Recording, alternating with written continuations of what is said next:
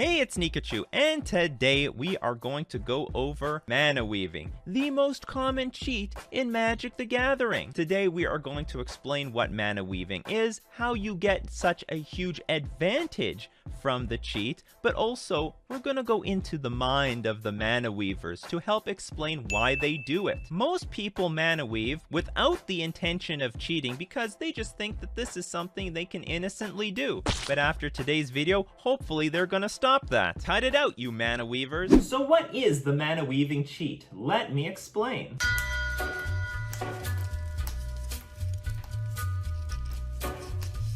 In this pile, I have all my spells. In this pile, I have all my lands. And the idea is to evenly sort the lands throughout the deck. So for every 2 spells, I'm going to put 1 land.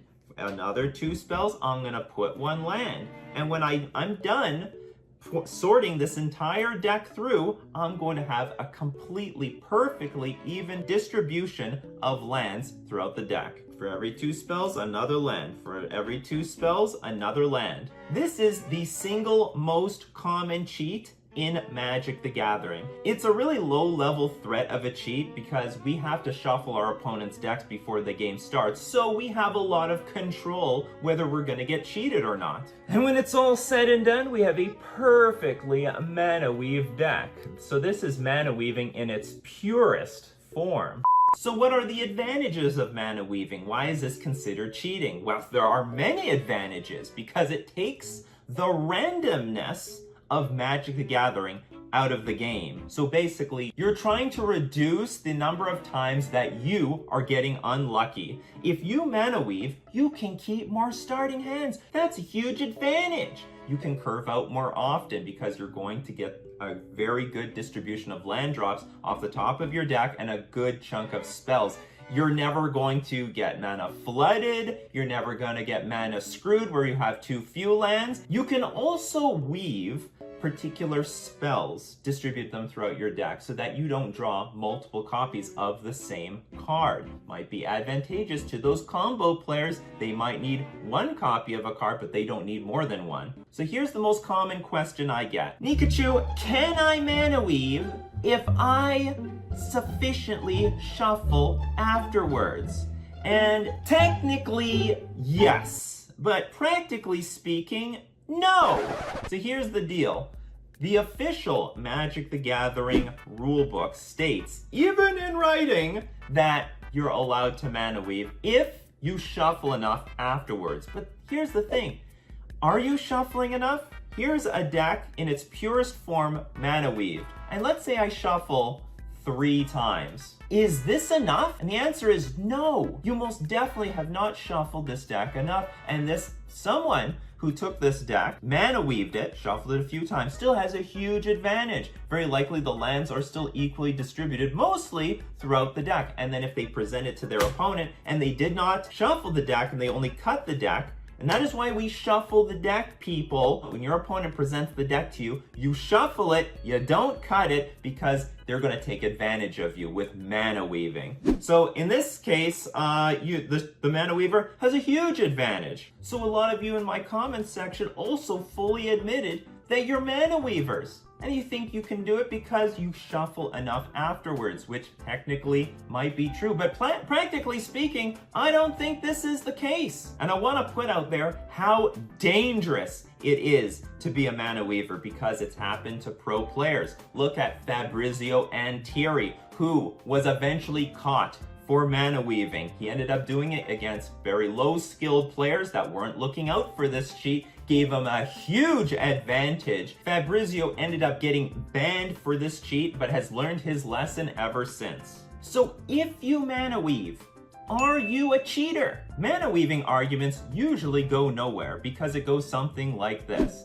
Why do you mana weave? And then the person says, well, I think it helps me. Well, then you're a cheater. Well, but I shuffle afterwards. But then why would you mana weave? Because I think it helps me. Well, then you're a cheater. But I shuffle afterwards. Okay, let me stop you right there. If you're shuffling enough, then you don't need to mana weave your deck. What's the point? Because, like you said, you're actually randomizing your deck. So then there's no point in sorting it in the first place. For example, let's say you first mana weave and then shuffle 15 times and determine that your deck is random after the 15 shuffles. What's the difference from just taking your pile of cards, putting them together, and then shuffling the deck 15 times? And in my opinion, what it comes down to is the why. The why is going to determine if you're a cheater or not. Why do you mana weave? Do you think it helps you? Do you think it removes clumps? Do you think it prevents piles of lands being stuck together? If you answered yes to any of those, yes, you're probably a mana weaving cheater. Remember, per the rules of Magic the Gathering, we're not allowed to know the order of our deck. And therefore, if you know nothing's clumped together and things are evenly dispersed throughout the deck, you're cheating. You have information you're not supposed to have access to. You're manipulating the outcome of your draws. You're giving yourself better starting hands. So remember, if you don't get clumps or doubles of a card or triples of a card or have like 5-6 land hands ever, then that means you're probably getting an advantage from your mana weaving and you're not shuffling enough. Let's take a brief moment to discuss the nature of what is random. We're going to have a little bit of an experiment, which you can play along with at home. I have two samples of coin tosses, sample A and sample B. H represents when a coin flipped on heads, and T represents when the coin was tails. While both samples is potentially possible, one of them was created by a random coin tossing generator. The other one was made by me. I made it up. So technically, it's not random. Can you guess the real random sample? Lock in your guess in the comments section below. If you guessed B, you're absolutely right. This is the true random sample. If you guessed A, then we need to have a talk. Look, you're not alone, and most people are probably going to choose A. Why? Because everyone knows the odds of a coin landing heads or tails is 50%. So intuitively, it would feel like a coin should land heads, tails, heads, tails, heads, tails, heads, tails. But in practice, that's not how random works at all. You can get 2 heads in a row. You can get 3 heads in a row. You can get 4, 5, 6, 7, or 8. You don't believe me? Just take a coin, flip it 100 times, and you will see that you're going to get these runs, these clumps of heads and tails all the time. Is the coin broken? No, that's just how random works. Random means the outcome is unpredictable, that there's no pattern to it. But humans in general, not just Magic the Gathering players, intuitively feel like random just means evenly distributed.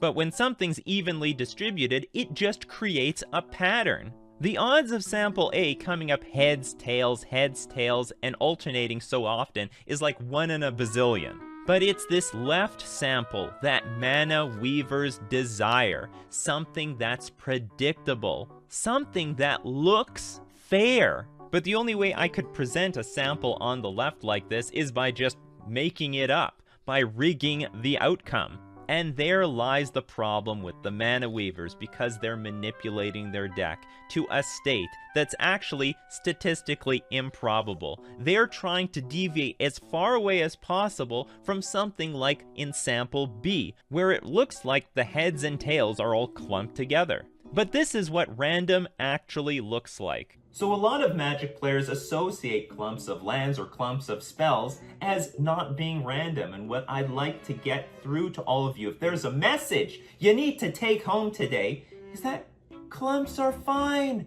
In fact, they're good. It's a sign that you probably did randomize your deck. It's an unlucky outcome, but it is a random outcome. It's not something that you could have predicted or something you had control over. So don't be afraid of the clumps. Clumps are good, and it's actually likely a sign that you randomized your deck properly.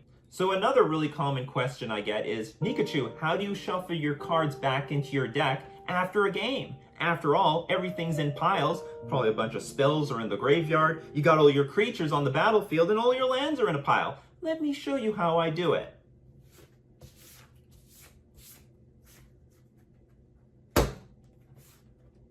And then you start shuffling. You just start shuffling. And assuming that I'm going to shuffle it enough and I do it properly, then everything's going to be random in the end. I shouldn't have to risk being a mana weaving cheater. A lot of people also ask, don't you like separate all the stuff between games? No! When I'm done the game, I shuffle it, I take my deck box, I open the deck box, people, I put the deck back, I put the deck in the deck box, and that's it. And I wait for the next round. When I get home from the tournament, the deck box just goes directly into a drawer. That's all. No mana weaving. No mana weaving at all. A lot of people think that they're shortcutting their way to a shuffle randomized deck. But as I've explained, that's not true. What you've done is you've now put it in a state that is furthest from being random, and now you have to shuffle enough to undo the cheating, to undo the advantage, and you shouldn't put yourself in that situation in the first place. As a result of this being so common in Magic the Gathering, I highly suggest you shuffle thoroughly all your opponent's decks before the game starts. If you think mana weaving gives you any sort of advantage at all, that it helps you, it's because it probably does. It might feel weird to not mana weave because it looks like it's against your best interest, right? You don't want to have bad games. You don't want to mulligan. You don't want to flood out. You don't want to get mana screwed. But that's why mana weaving is wrong. Because if your opponents are losing more games because their deck is randomized and yours isn't, that's unfair. Well, that's my video for today. Did I change any of your minds around mana weaving? Let me know in the comments section below. Smash like if you think mana weaving's wrong, and don't forget to subscribe to my channel, or all your win conditions will be at the bottom of your deck.